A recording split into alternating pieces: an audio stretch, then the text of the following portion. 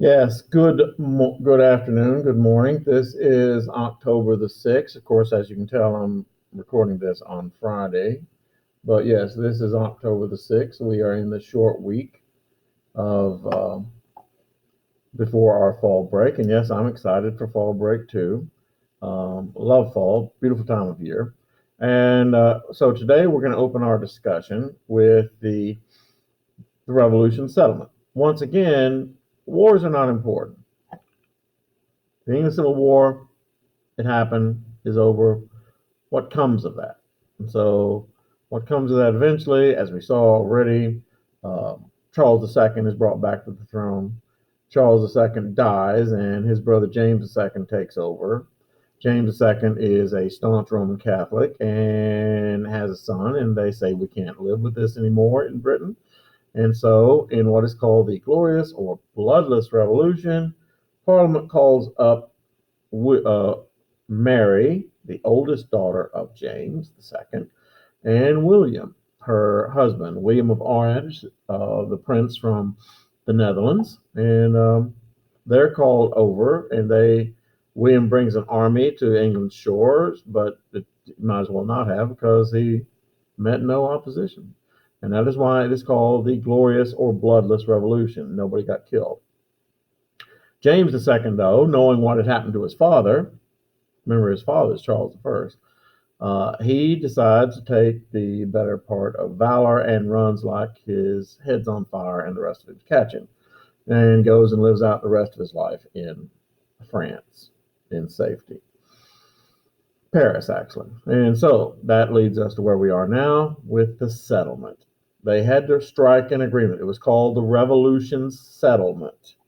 Uh, the Revolution Settlement. In other words, the agreement to gain the throne. William and Mary had to cut a deal with Parliament, and this is a very important compromise in the history of parliamentary democratic type style governments, and the United States picked up right up on it. As it says there, this marked the beginning of the Glorious Revolution, a revolution without bloodshed.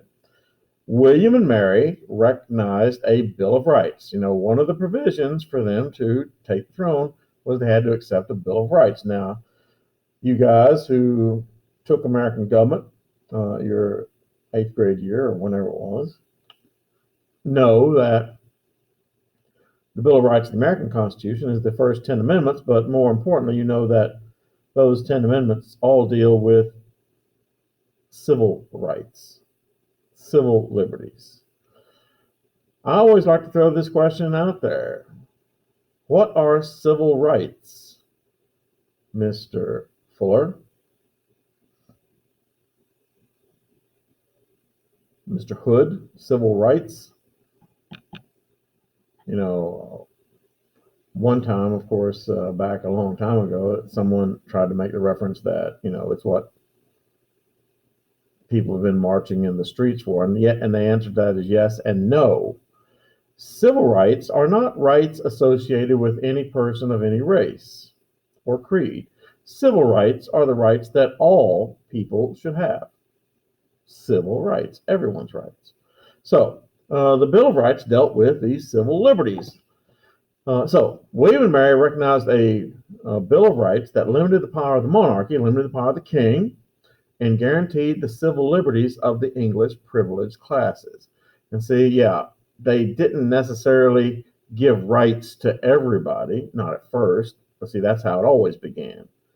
Most of the laws, even of this country, originally applied to a certain segment of society. For example, in our country, when this country got started, not everybody could vote. Women couldn't vote. Of course, African Americans couldn't vote. Of course, Native Americans couldn't vote. But also in certain states, peoples of certain religions could not vote. And so, yeah, the point of the matter is that civil liberties in a democracy evolve and continue to evolve, children. I mean, 25 years ago, no one would have ever said anything about the right of two people of the same sex to get married or have their marriage respected legally. No one would have said anything about that. And so, that idea is still evolving. All right, so part B, English monarchs, and this is important, and you're underlining that, English monarchs would from now forward, after this, the Glorious Revolution, also called the Revolution Settlement, from now forward, English monarchs would be subject to the law. Actually, that was supposed to have happened after the signing of the Magna Carta in 1215 by my relative, King John. He was a wimpy king. But yes, but it didn't. This put it in writing, put it on paper, and they already cut off somebody's head, so this time it's gonna work. So, subject to law and would rule. The king still rules. The king still rules, but he rules by consent of Parliament. Today, does the English royal family rule? No, they're a tourist attraction. And you know what? They accept that. They really are. So, part C. The Toleration Act of 1689 looks like a test question to me.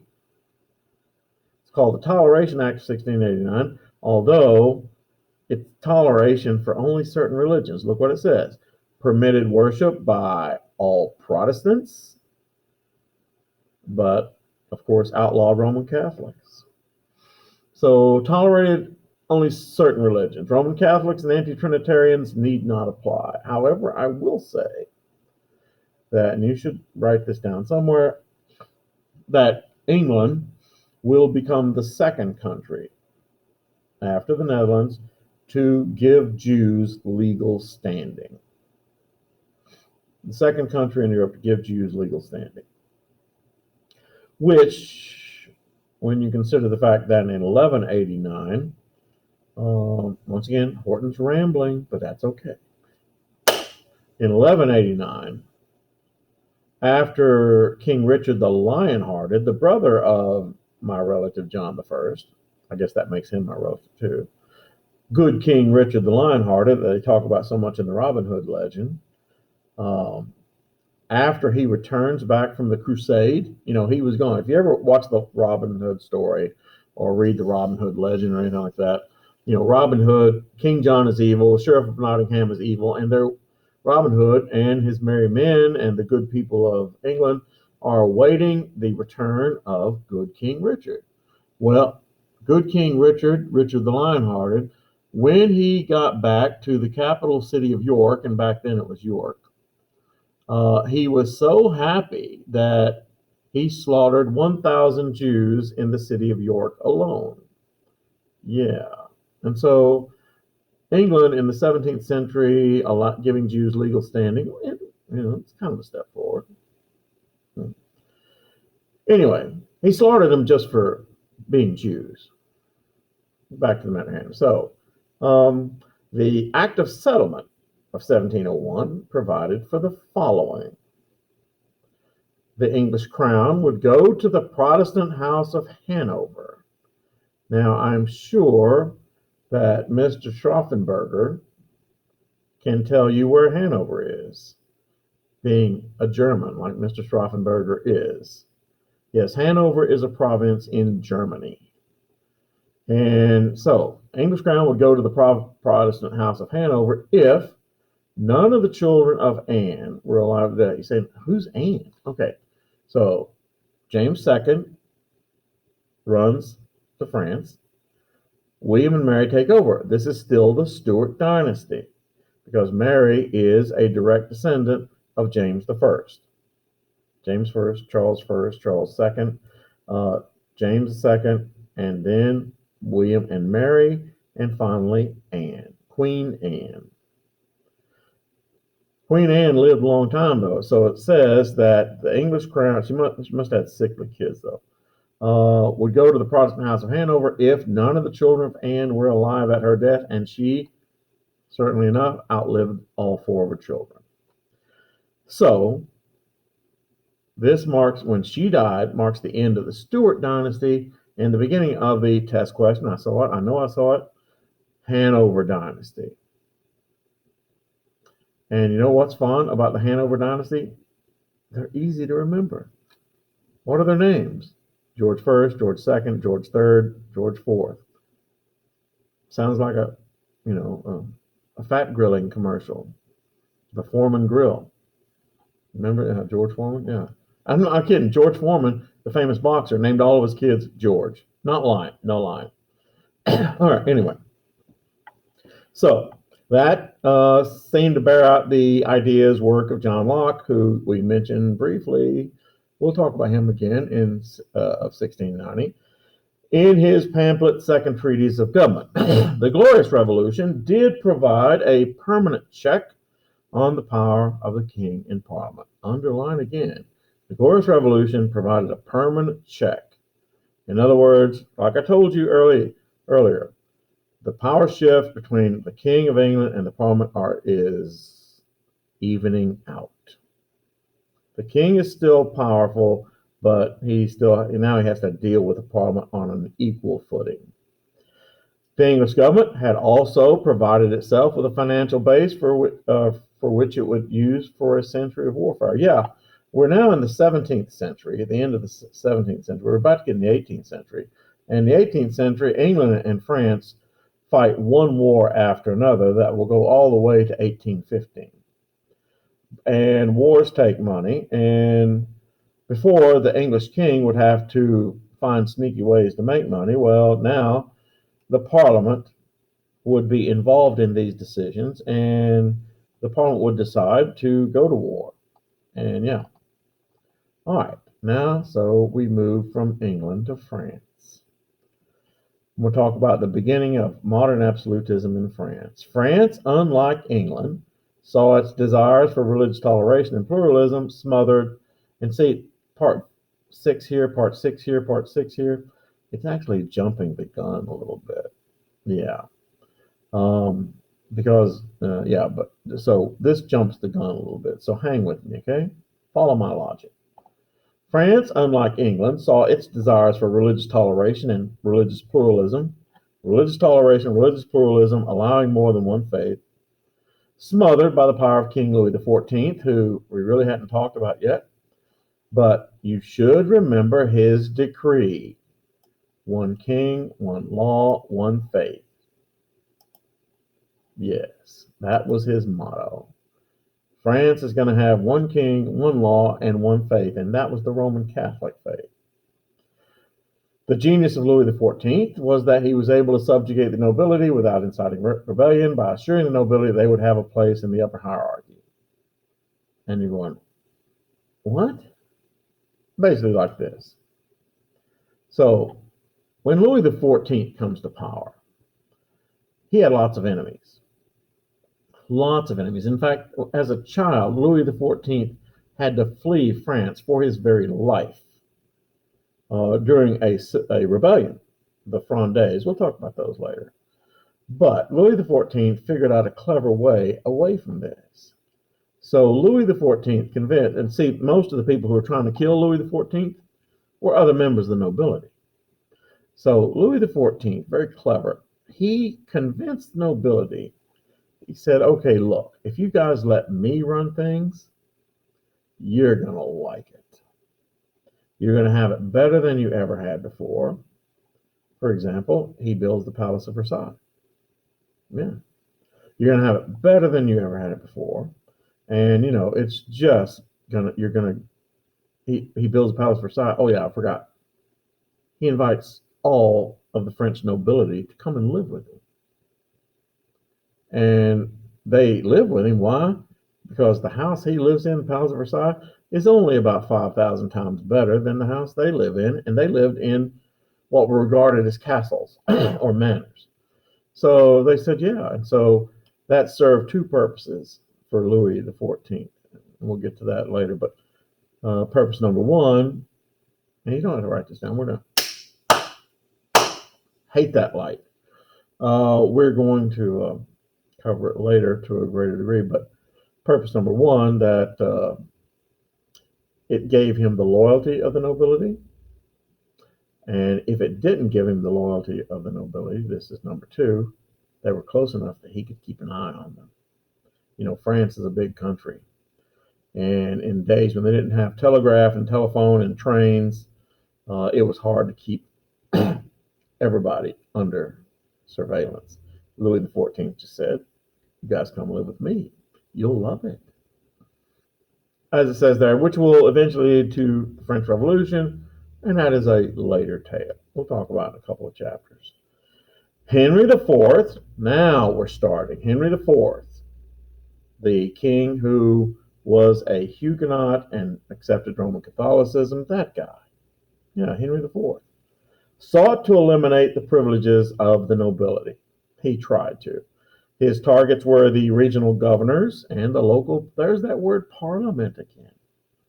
If that's not going to be on your test, I don't know what is. Parliaments. Look, it even tells you what they are. These were semi-independent groups, largely free of taxation. During the reign of Louis XIII. Now, Louis XIII was the son, the heir of Louis XIV. Servants known as intendants. That word's also on your test. Intendants, what are they? The best equivalent you could come up with. They're like spies. Spies for the king. Spies who spread out all throughout France and just kept an eye on things and reported back to the king. By the way, if you've ever heard of the story The Three Musketeers by Alexandre Dumas, you know, he wrote The Count of Monte Cristo, and he also wrote The Three Musketeers. The Three Musketeers were a group of soldiers whose duty it was to protect the lives of the young king, Louis XIII and Louis XIV. Because once again, during this period of time in France, during the reign of Henry IV, Louis XIII, and the early days of Louis XIV, there were lots of people in France that wanted to kill the king so they could be king. Anyway, back to the matter at hand. So, during the reign of Louis XIII, servants known as intendants more strictly supervised these privileged groups. Like I said, intendants were like spies. One of the more important functions of these intendants was to prevent abuses from the sale of royal offices that conferred the right to collect net revenues, sell licenses, or collect revenues. Man, get rid of that. So dumb. I write this. You don't believe how late it is when I write a lot of these things. But yeah, basically what the intendants were supposed to do was to prevent the abuse of the power of these lower people to basically reinforce the power of the king, such as the right to sell royal offices, as opposed to letting people occupy those offices who actually could do the best job, or collect revenues. We do know that the word revenues means taxes, right? Taxes, revenues, taxes, and to sell certain licenses. Henry IV and his financial minister, the Duke of Sully, established government monopolies over the sale of gunpowder, mines, and salt, preparing the way for Louis XIV. Yes. They began a canal system which connected the Atlantic and the Mediterranean by connecting the rivers the Seine, the Saône, the Loire, and the Meuse. France is a country that is relatively, I won't say flat, but relatively, they have a lot, some of the territory is rolling, but they don't have within the country the very high mountain ranges to cross like they do, for example, in the United States. And so France and later England will begin a period whereby they crisscross the country with canals. I'm sure that you've all heard of the Erie Canal up in upstate New York.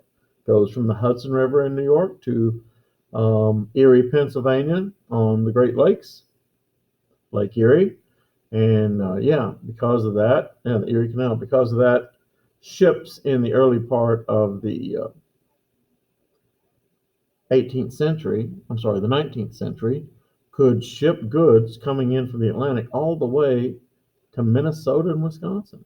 And goods harvested in Minnesota and Wisconsin and all those other states could be shipped back out the Atlantic. So that, yeah, these canals, and what the French did, and I've watched several Rick Steves episodes. One of his episodes is where he takes a canal ride. These canals, of course, have outlived their usefulness now. He takes a canal ride up the excuse me, up one of these rivers. Connect not one of these rivers, one of these canals that connected. And see, basically by connecting the rivers, they could French shipping could go from the Atlantic to the Mediterranean without going around. I mean, it really helped commerce in France. And I'm off the subject now, but in 2018, I made the last of my 4 trips to Europe. Not the last permanently. I hope to go back. But the last one I made, 2018, and I went, my first stop was to go see my friends who live in Manchester, England. And on the third day I was there, we did a canal tour. There is a canal that runs from Leeds, city of the Beatles, to Manchester. And we're going to learn lots and lots about Manchester. Oh, we are, because Manchester is the one of the most industrialized cities. It's basically a prototype industrial city of the 18th and 19th century. That's both good and bad. But yeah, canal, and we rode one, and sure enough, I mean, you go down the canal, and to gain elevation, you go in, they put you in lock, you go up, go out the canal, and keep on. You go all the way to Manchester. It was a way they transported goods. Not only that, but within the city of Manchester, I'll show you that another time when we study Manchester. The city of Manchester itself was crisscrossed by canals. They didn't have cars. They didn't have, steam engines. And so the way to move goods from point A to point B in the city, they had these canals in the city. And they had locks that were manually operated. Yeah. I have pictures, and I will show you at a later date. Canals, right. Now, getting back to the matter at hand, they also introduced a tax known as the test question slam dunk. It's on there, called the corvée. The corvée was a tax that was paid not in money, but in labor. If you lived in France and the king wanted roads built or canals built, which took a lot of backbreaking labor, then you would have to dedicate so much of your time to working on the canal, digging. Yeah. And yeah, now in France, and this is kind of getting ahead of the game here. In France, that was called the corvée. Later on, we'll study the Austrian Empire, and in Austria, it's called the robot. Are you amused? So, but yeah, the corvée was a tax paid in labor. Okay. By the way, I have failed to mention, and now you're writing, and this is not even written in here. It's not written in here. It's not written in here. It's not written in here. It's worth you writing. Add a little addendum to there. Another tax that was so hated by the French people was a tax called the gabelle, which is in your terms, Gabelle. The gabelle was a tax on salt. Now you say, why would they hate a tax on salt? Well, because taxing salt literally is like taxing oxygen. You say, what are you talking about, Horton? Well, the human body must have salt or you will die. End of story. But you say, Mr. Horton, I don't put any salt on my food, and I'm just so healthy. Anybody know the answer to that? Do you know the answer to that, Mr. Blackburn? Why you don't put any salt on your food and you suffer no ill effects of that? It's quite simple. Because in the United States of America, we eat so much processed food. And now by processed, I mean, it doesn't matter if it's sweet or if it's salty or if it's frozen, and especially if it's canned, it has salt. Probably much more than For example, those Butterfinger bars right behind my head, right back there, contain sodium. Sodium, which is the key element in salt. And so yeah, back to the matter at hand. So when Louis XIII took the throne, he was only 9. So at first, the power fell to his mother, Marie de' Medici, of the de' Medici family from the Renaissance. She was Italian, yeah, of those guys. Lorenzo de' Medici's daughter. She immediately began to negotiate for the security of her son's throne because there were, once again, lots of people, they would think nothing of killing a 9-year-old boy if it meant forwarding their own ambitions. She immediately began to negotiate for security. She entered into a 10-year mutual defense pact with France's old arch rival Spain in the Treaty of Fontainebleau. She arranged for the marriage of Louis XIII to the Spanish Infanta, the heir. Then she made Cardinal Richelieu. We have mentioned this guy before. He was the guy in the 30 Years' War that aided the Protestants. She made Cardinal Richelieu, and I went over what a cardinal was, didn't I? I went over what a cardinal was, that a cardinal is not a red bird, not in this case. Cardinal is a, second in command of the Pope.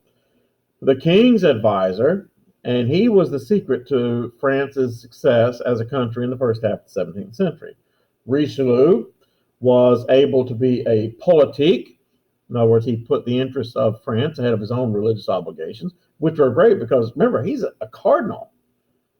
He helped Protestant King Adolphus of Sweden in the 30 Years' War against Catholics, gained land in the Treaty of Westphalia because of his help for the Protestants, and he made it clear, Cardinal Richelieu did, that there was only to be one law, that law of the king, and that no one was to stand above the law. Richelieu also began a campaign to crush the Huguenots, whom he hated. Nope. Whom he hated because, of course, they're Protestants.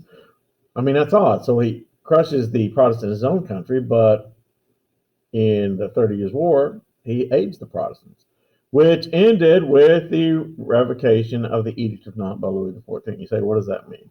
Well, Richelieu begins the campaign. Louis XIV, who succeeds Louis XIII, puts a lid on it. He revokes the Edict of Nantes. He used propaganda, the press, and arts to impress upon the people the importance of raison d'etre, the reason of state. In other words, that the state is ruling everything. Richelieu's immediate result was that he and the crown were hated by the French nobility and the wealthy commercial interests. So yeah, Richelieu was an effective king, but he made his own people hate. No. Richelieu was an effective regent, forgive me. Was an effective regent, but he was hated so much. And by the way, when Richelieu died, Louis XIII got to be king of France for all of 1 year.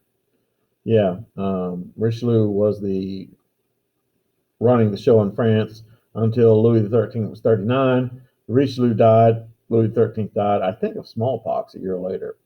When Louis XIII died, his son Louis XIV was only 5 years old. Once again, you got to get him a regent. And political power was then handed over to another cardinal, Jules Mazarin. So Cardinal Richelieu and Jules Mazarin, two cardinals that basically ran France.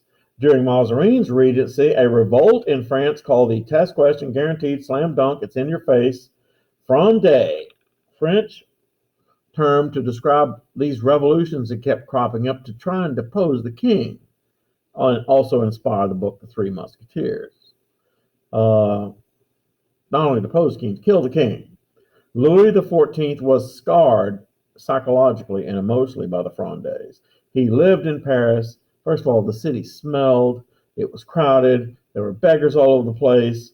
And I mean, it did smell. You got to remember, it doesn't have a sewer system. It smelled. And he had to flee.